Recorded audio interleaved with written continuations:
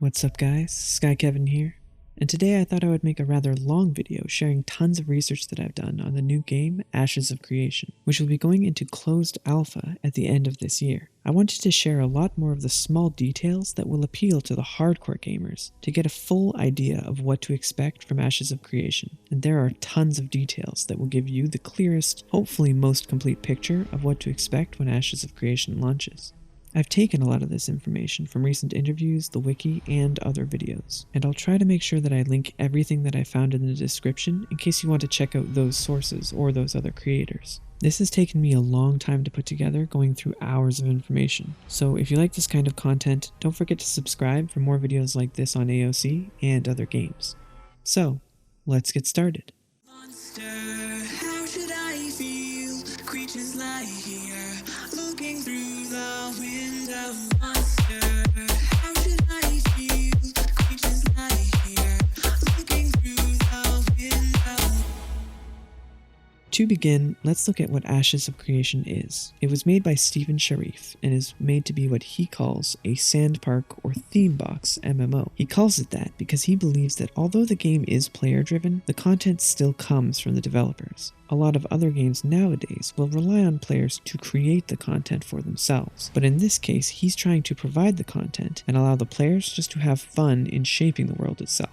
5 years ago is when Steven set out to make a truly PvX MMO that combines a lot of the things he loved about MMOs that he played previously. The game itself takes huge inspiration from games like Lineage 2 and Arcade, and he began planning the game in 2015 after being fed up with the current state of MMOs, and in 2017 the Kickstarter for AOC was launched. From that, they raised over $3 million in funding, and although that isn't enough to make the MMO, the overlying amount is personally being funded by Steven for another $30 million, which he could afford as he was previously very successful in business.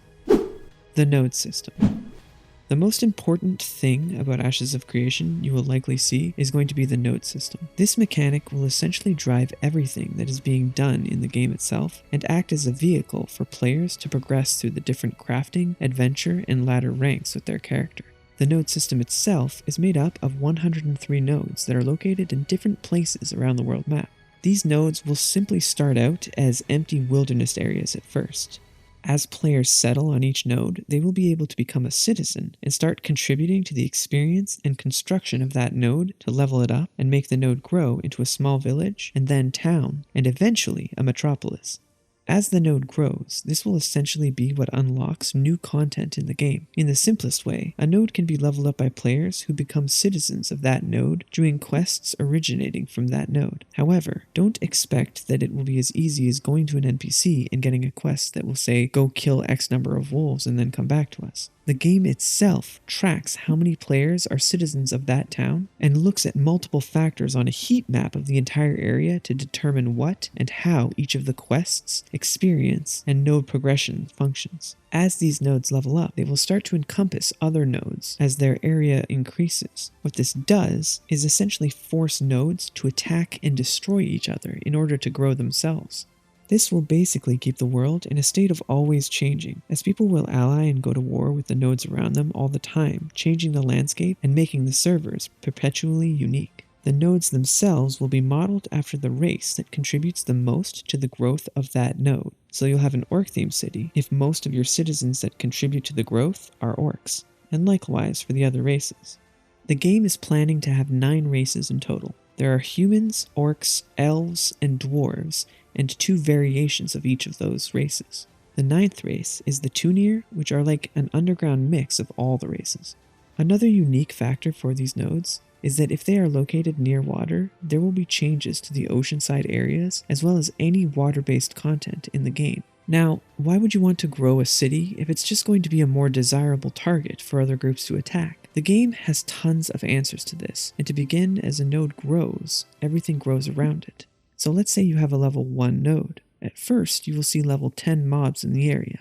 But if you level up the node to say level 4, the mobs in the area will spawn at level 10 to 40, and there is a possibility that a new dungeon or other point of interest may open up on the map. The reason for this is to negate the typical MMO formula where each zone has an expected player level and mobs. Instead, the areas in this game will hopefully keep a sense of community, as there will be no noob starting areas that are flooded at first and then no one ever returns to them in the future. Instead, this will have players at all different levels associating with each other, as every area will encompass every type of player, at least when it comes to the larger cities. Further, nodes and cities themselves will increase in size as they level up. The cities will have player-run rulers named mayors, and those individuals will actually decide what gets built within that city on each of the different plots of land. The node will collect taxes within its area of influence, and the mayor can use those taxes for the new buildings, or even use them to award players within a specified amount for doing quests which would help to grow the node or perhaps assist with building the new amenities. There are also going to be countless buildings, such as player housing, traders, shops, production buildings, etc., that can be built in these cities, and so with more size means more of this can be built. Player housing is a large part too, as it can take the form of either instance apartment buildings like what you see in BDO, or actual physical homesteads that players can readily go in and out of, like what you would see in a game like Arcade. The point of this housing is A, for the decorative aspects of it, as well as the ability to store raw materials and crafting stations within your house. We'll get into the details of crafting later on, but essentially, your house will act as your storage bank, and you'll be using that to constantly and slowly process raw goods into ready-made items. Of course, having the homestead is definitely a more of a flex and decorative in nature, but as a mayor sells these types of lands, they could essentially determine who they want to either sell or agree to give these specific estate homes to, and leave the apartments for the rest of the riffraff. Another benefit of having the housing in the first place is that it is what players use to become a citizen of your town. So every apartment building can hold a maximum of 50 citizens. So having a few apartment buildings might be the most beneficial way to have enough citizens growing the city at all times. Players themselves can only be a citizen of one node at a time, and there will be a cooldown to switch your citizenship. The homesteads themselves can be sold in varying sizes, and they can come with pre-decorated areas. Now, you can't edit the walls to the building, and you have specific places which you can put the types of furniture and decor. And as the node grows, your house will also grow, which you can toggle off if you wish to keep a cottage. And finally, you will have a lawn area on your house for further decorations like lawn gnomes and that sort of thing. One thing to keep in mind is that buying these pre-decorated homesteads will only come with aesthetic objects, as the crafting station type objects will pretty much all come from using the carpentry skill to make them. For buildings such as a marketplace, the plot of land is essentially turned into your town square market. Here, players are able to purchase stalls in which they can put their goods up for sale. Other buildings like armories can be made to create armor NPC vendors, blacksmiths, mostly for weapons, city hall to control the city as the mayor, guild halls, inns for parlor games, or purchasing food item buffs and possibly quests, stables and royal stables for mounts and the royal mount that the mayor gets to use to fly around, alchemists for procuring potions, warehouses to store resources and organize caravan movement to other locations, and finally the reliquary, which is a building that will exist in the largest cities, which is probably one of the most important ones, as it will house essentially a trophy room that includes all the different achievements the citizens of that node have reached. These could be things like killing a boss in a certain amount of time or completing a series of quest chains. The relics that are available here can do things like generate specific rare resources used for crafting over time, or other types of character buffs and crafting abilities. Think of this like you get one mystic owl feather per day per character that's a citizen in that node. There are also other node types, which have specific buildings for that type of node, which we'll talk about later on. Inside of nodes, there will also be 6 different types of factions that will offer specific quest lines for nodes. These are organizations like the Thieves Guild, which will have an independent ladder ranking system, which you can work your way to the top of that guild. If you do, at the end of the month, you can receive special rewards for being a master thief and get special quests to do things like sneak into another enemy node and steal a book from a temple or something like that. All of these factions will also have their own faction-specific currency as well. As I mentioned before, there are special buildings that depend on the type of node that you're a part of. These 4 types of nodes are the divine, economic, military, and science nodes. Every node's mayor is elected specifically based upon the type of node in their own unique election system. It follows that for a divine node, the mayor is whoever does the most quests. For an economic node, it's whoever contributes the most resources and money. For a military node, it's whoever can equip a champion and have them fight for the title of mayor in the arena. And finally, for a science node, it's based upon a typical democratic election system.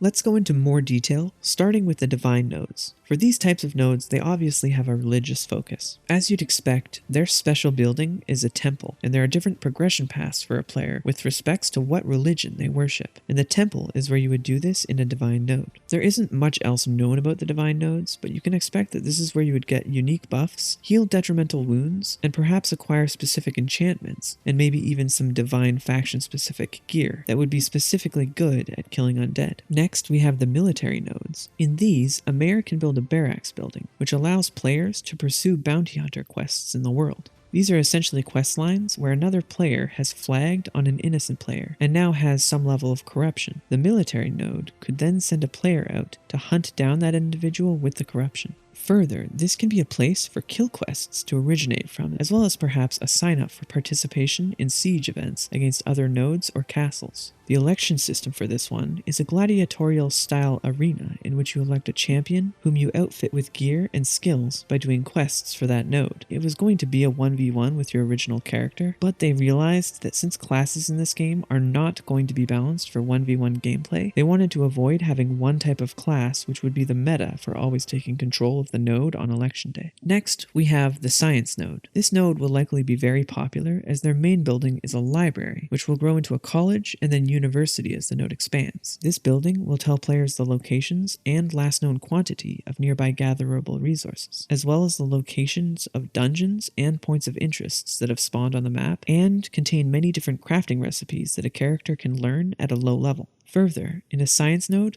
when you reach the metropolis level, it will unlock the ability to have a teleporter that will connect to another science node that's a metropolis. This is one of the only ways to fast travel in the game, and so chances are they will be some of the most important capital hubs for players to get around the massive world map. With this node, it's a simple democratic election system for someone to become the mayor. Finally, we have the economic nodes. These ones are likely going to be one of the most populated nodes as well, aside from the science nodes, as they will act as the main trade hub for all players. The economic node is the only one that can build an auction house in the game. It will then connect to other economic nodes, and they can share all the listings for that auction house together. Keep in mind that the node must be at the metropolis stage to do this. Another benefit to the economic node is that instead of typical player stalls like the other nodes, if a market is built, players can also purchase full-on player shops, which are basically the building equivalent to player stalls. And finally, the last thing I wanted to touch on regarding nodes is the siege system, in which you would take a node and destroy it. Essentially, other players can call for a war on an enemy node, and then must wait a designated 3 to 5 days before they can attack. During this time, the node will be locked, and you will no longer be able to pull out any resources from a building, even if it's stored within your home on that node.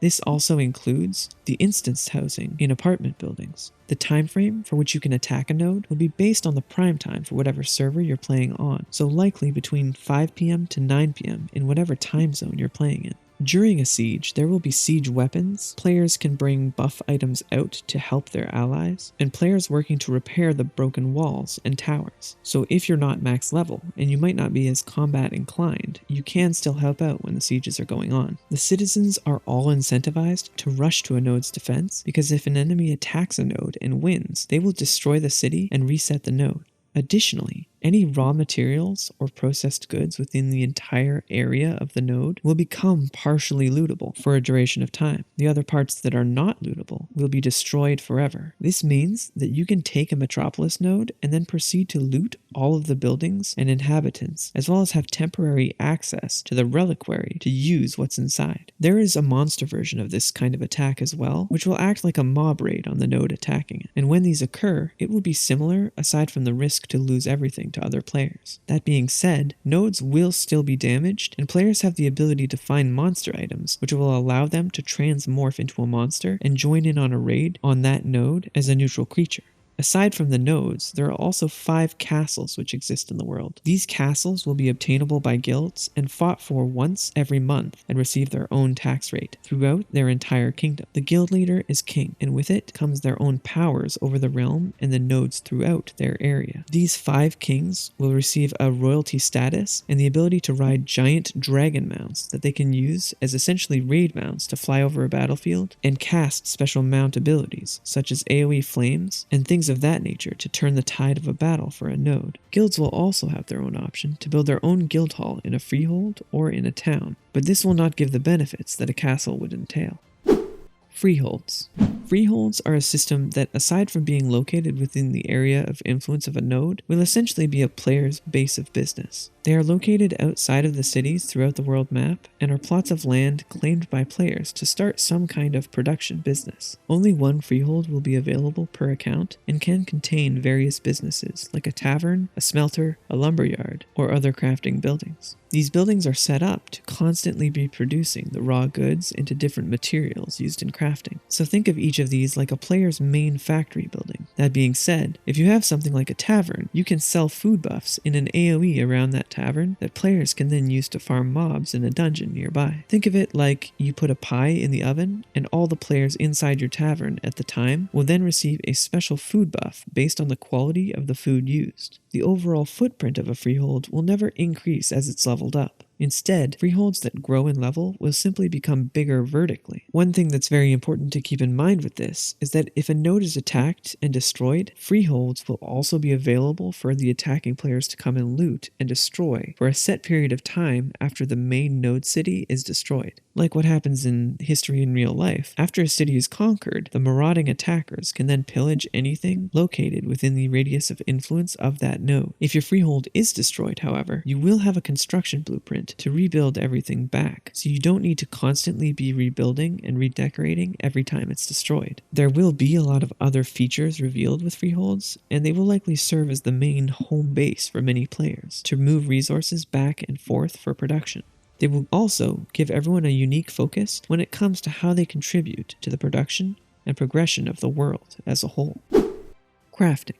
Crafting will be an adventure on its own in Ashes of Creation. If a player doesn't want to do anything else but craft, the system will be robust enough that players can keep that as their only main focus. As previously mentioned, the freehold system will help with this, and when crafting, you'll obviously need to collect resources, process them into these plants, and then finally craft them into a smithy or workshop. You'll likely use a mule as a mount that acts as a personal caravan for transporting those resources to and from the areas that you'd like to perform the crafting. The mule should be able to carry about roughly 10 times as much as any player character. There will obviously be quite a few different crafting trees that you would expect, as well as some like animal husbandry, which allows you to take care of and grow the royal mounts mentioned previously. When killing mobs in the world, they will drop items that are generally considered certs, or for an example, a boar dropping a leather pelt. These can then be taken into your local node, or it can be transferred further away to a different node, and the distance it has taken will increase the price of selling those certs. Most all items that are craftable will be tradable,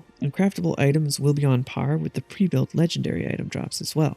All gear in the game will need to be upkept with repairs to the durability by not only gold, as is common with other MMOs, but also with raw resources and processed goods. Think of this as you have a legendary chest piece, you'll need a dragon scale to repair it when the durability is getting low. Mobs will also always have a slight chance of dropping rare gear. All gear will be sets of leather, cloth, and plate armor, and there will be named sets that will give specific bonuses and attributes, such as magical and physical defense, or fire and electricity resistance, as a few examples.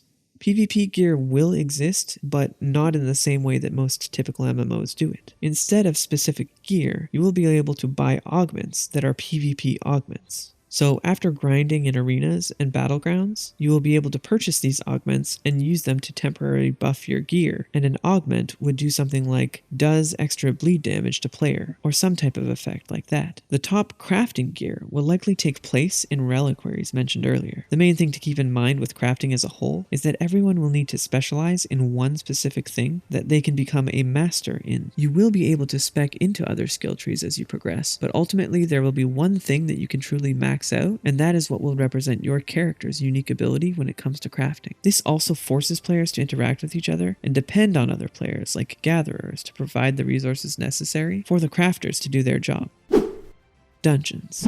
Dungeons will be a very key aspect of the PvE part of AOC. There will be non-instance dungeons that appear when nodes level up on the world map that multiple groups of players can enter into and farm for gear and resources, or move to the very bottom to fight a world boss. There will not be any sort of group finder for these dungeons, and no way to fast travel players there, other than a family system that is used only for specific players that are in your family and can never be changed. There will be 8, 16, and 40-man dungeons, and the dungeons do not scale in difficulty, so you need to be strong enough to complete it to participate. Further, you can do a dungeon with less than the max amount of players if you're confident in your abilities. The class makeup of doing a dungeon is supposed to be a balance of one of each of the 8 primary classes. One other cool feature of the dungeons is that the difficulty will scale with how well you're completing the dungeon. So let's say you kill the first boss in 30 seconds. The second boss will have new attack patterns, new attributes, and drop rarer equipment. The class system, as mentioned, will be 8 different primary classes: Bard, Cleric, Fighter, Mage,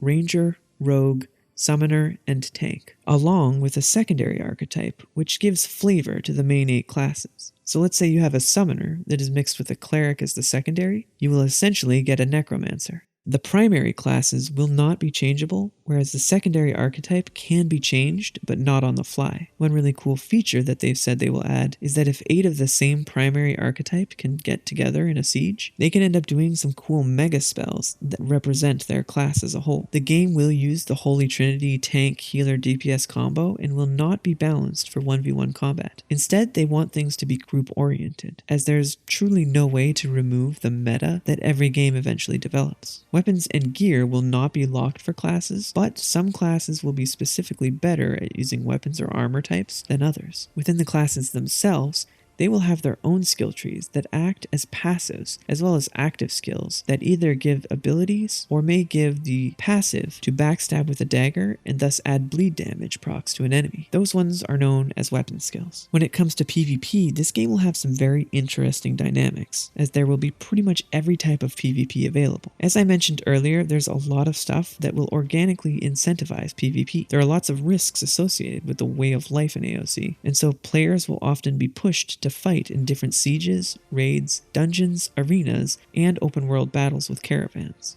There is a flagging system similar to what BDO had, where you can flag up and kill another player, but gain corruption that will make you weaker, lose more experience on death, and possibly lose some equipped gear on death. Additionally, this is where the bounty hunter quests will come in, and you always run a risk of dying to them as well. To reduce your corruption, you will either have to grind mobs in a certain area while these bounty hunters are coming after you, or you can lose corruption on death. When tagging mobs in the open world, the loot will be given on a ratio of damage dealt. However, if you are first to tag the mob, you will immediately be given an advantage to the damage amount. So let's say that you tag a mob and someone else does 60% of the damage to the mob.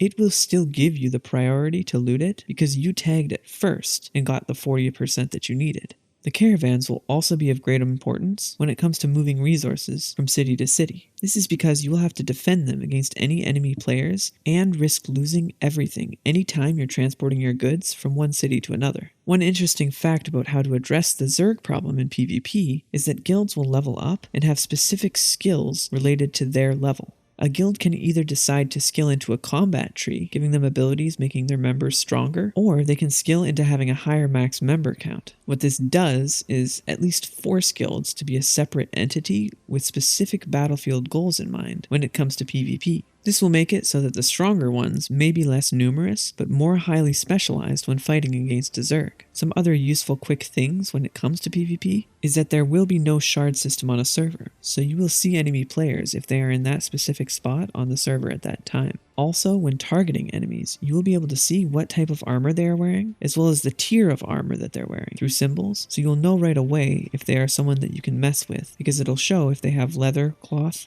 or plate armor, as well as the armor is too much for you to handle, or maybe they're going to be too easy. Although there is no PvP gear, at the end of the month, if you're higher up on the PvP ladder, it will allow you to purchase the augments that I mentioned earlier of a higher quality as you move up the ranks. This works into a larger season score that lasts every 6 months. And finally, if you're a healer, you will be able to turn off healing an ally that is flagged on an enemy, similar to what Revelation Online had for healers.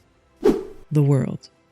Lastly, I wanted to go over what to expect for the world of Ashes of Creation. There will be water content, there will be giant monsters in the water that you can fight. The seasons will change weekly, so every 4 weeks will be a year, making it 1 week for summer, 1 week for winter, etc. Obviously, the map will change with the node system and become very dynamic, and it has yet to be determined whether the map will be a globe or considered flat with invisible boundaries. The World Manager, which I essentially mentioned earlier, is the godly apparition that keeps track of what all players are doing at all times. It translates this into heat maps in the game's world and uses that data to affect the different spawn rates, experience rates, etc. of all the different nodes and how they interact. One really cool thing about this is that it will follow the supply and demand of the world. So if players are often needing mithril for a lot of their crafting, there will probably be a lot of quests on the map to do with sending players out to go and mine some mithril to keep up with the player's supply and demand. The max adventurer level will be 50, which will take about a month and a half to get to, and maybe 2 to 3 weeks for the hardcore players once they know what they're doing. And the game will have in-game VoIP for pug raids, so you won't need to join people's discords, you'll be able to talk with them directly in-game. There will not be any add-ons for the game, so you're stuck with the basic UI, and maybe the ability to scale and add action bars. And finally, there will be the ability to upload user-created content to the game. So for instance, you'll be able to upload a photo onto a sign, and that sign will appear in the game.